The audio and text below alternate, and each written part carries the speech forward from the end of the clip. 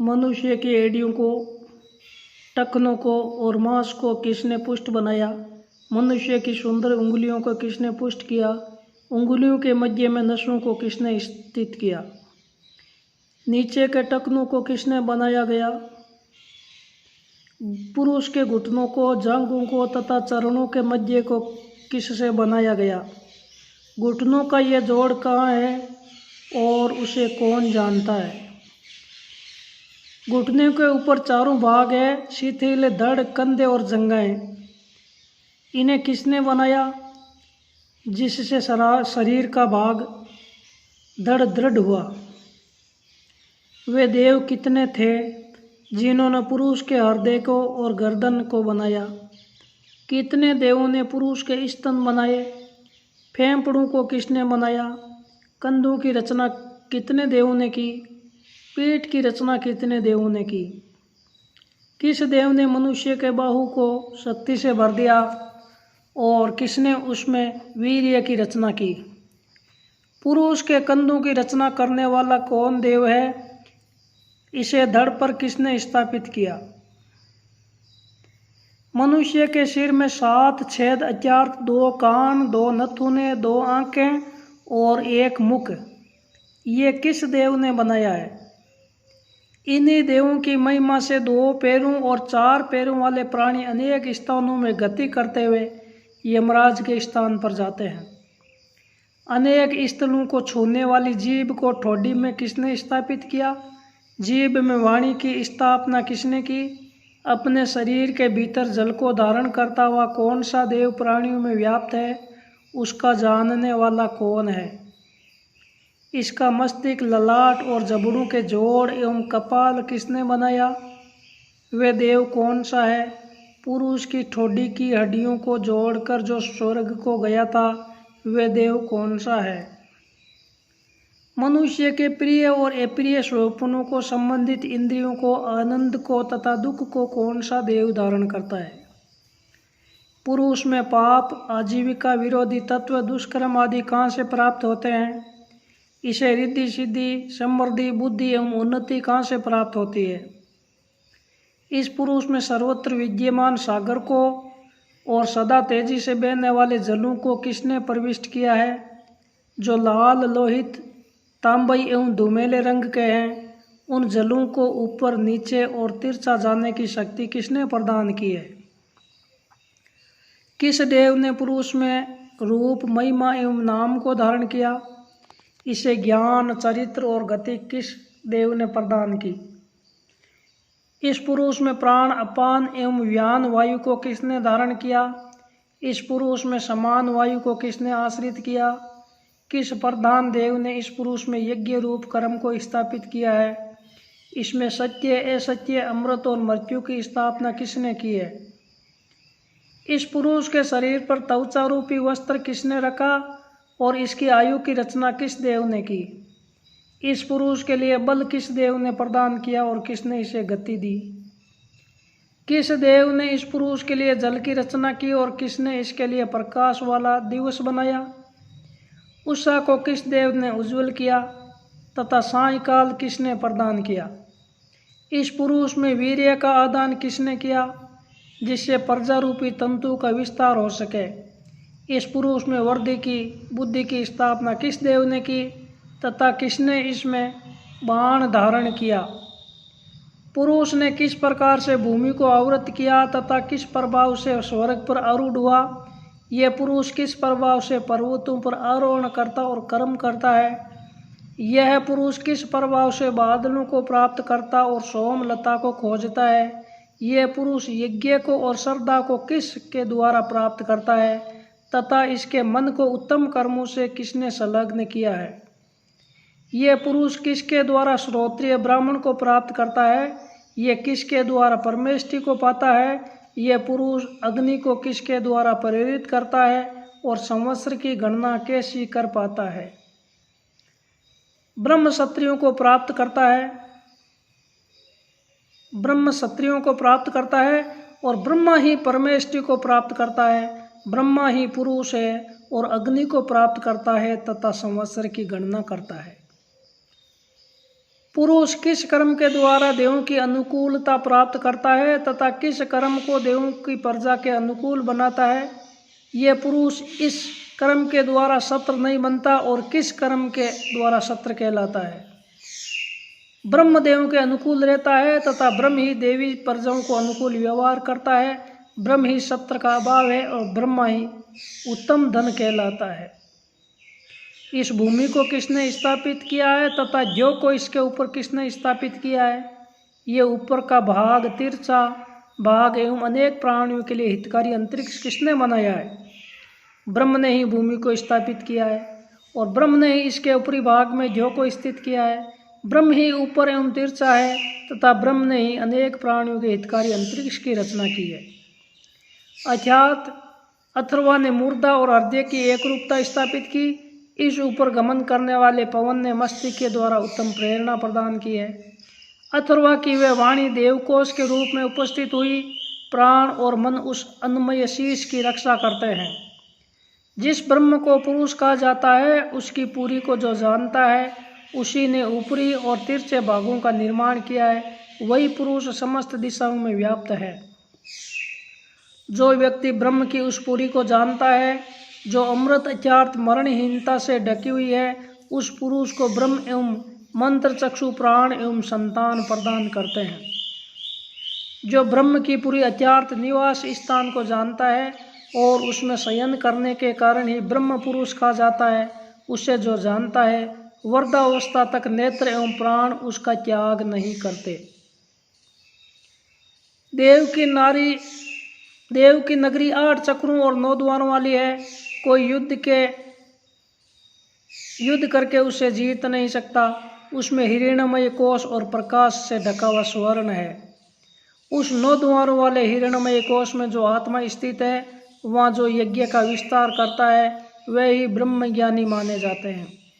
उस प्रकाशमान पाप का विनाश करने वाली यश से ढकी हुई एवं हिरण्यमयी पुरी में ब्रह्म प्रवेश करता है।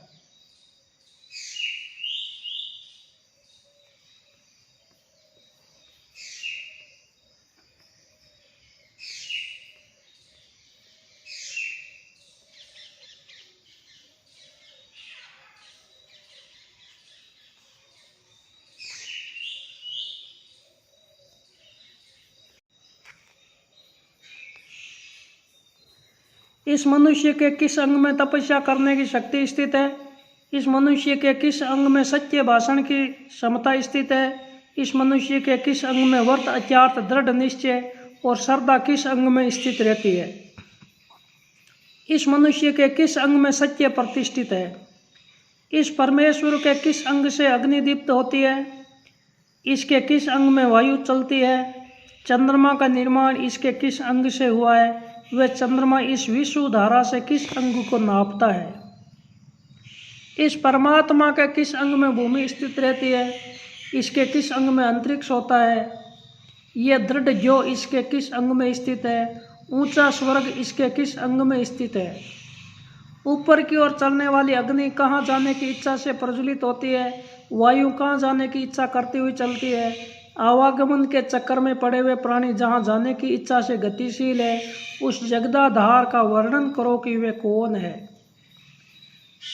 संवत्सर के साथ मिलते हुए अर्थात अधमास अर्थात पक्ष एवं मास कहाँ चले जाते हैं? ये ऋतुएं और ऋतुओं से संबंधित पदार्थ कहाँ चले जाते हैं? उस परमात्मा के विषय में बताओ कि वे क्या है।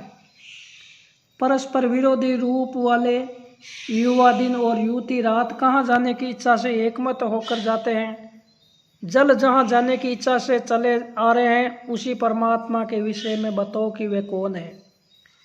जिससे स्थित रहकर प्रजापति समस्त लोकों को धारण करता है, उस परमात्मा के विषय में बताओ कि वे कौन है।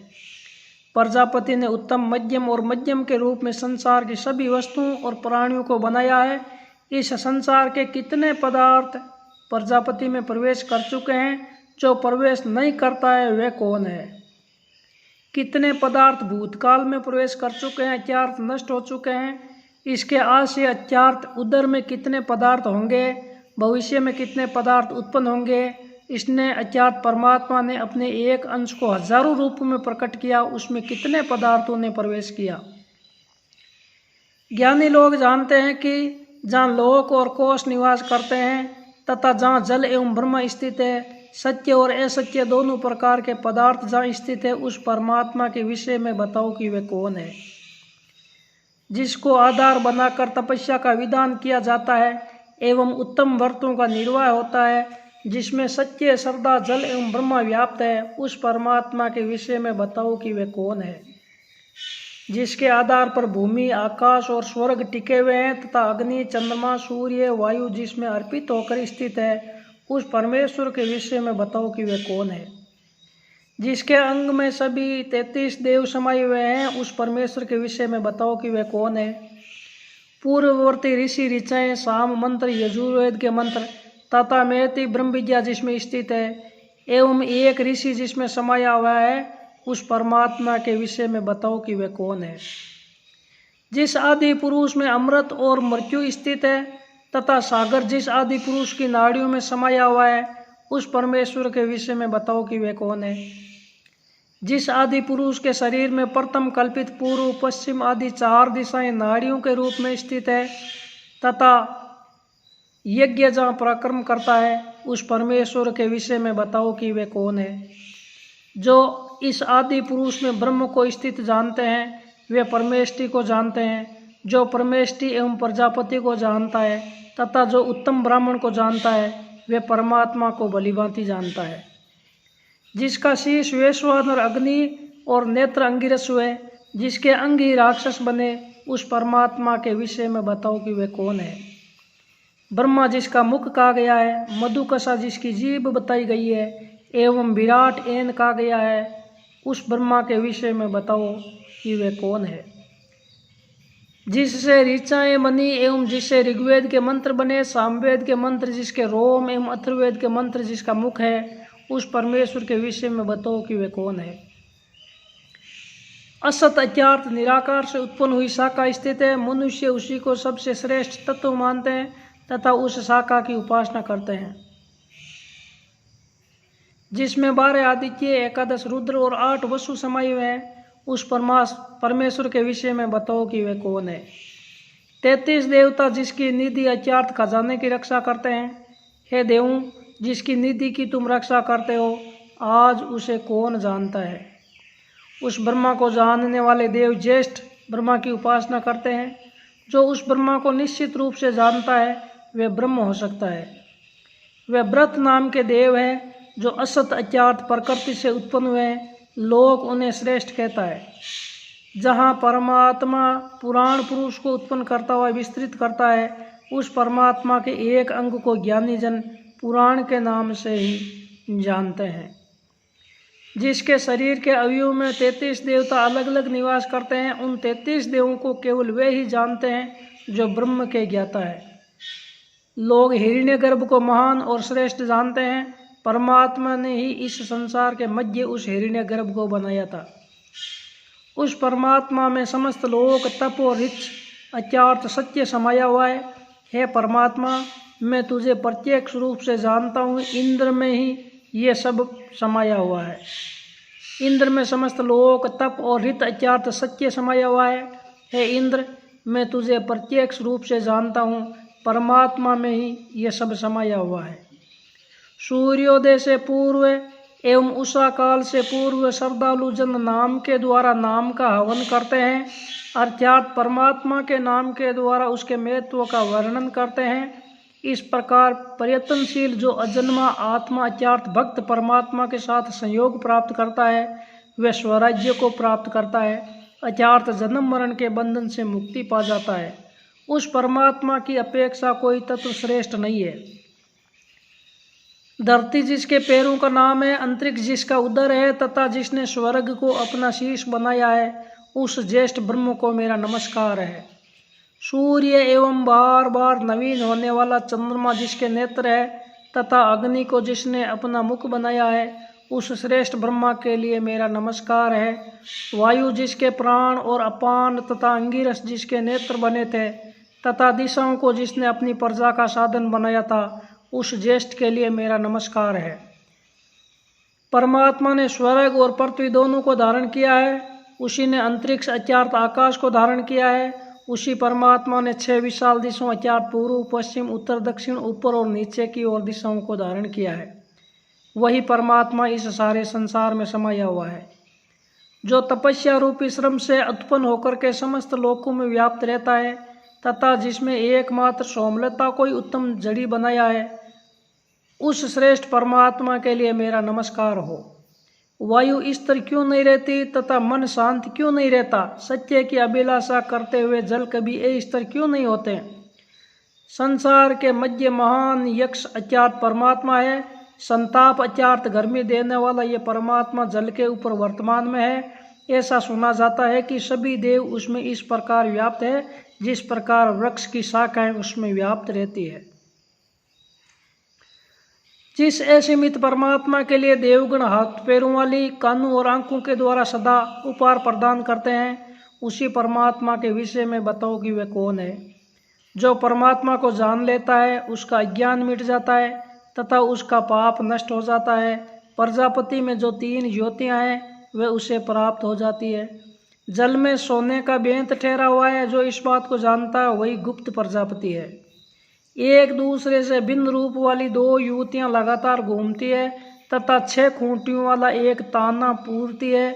उनमें से एक धागों को फैलाती है और दूसरी उन्हें संभाल कर रखती है अर्थात समेटती है। वे दोनों न विश्राम करती है और न अंत को प्राप्त होती है।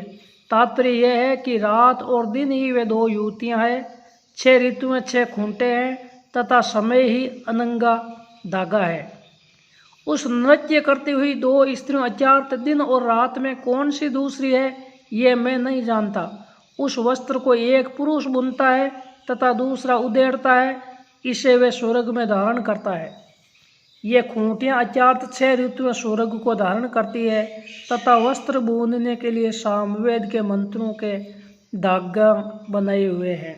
बोलिए वेद भगवान की जय हो।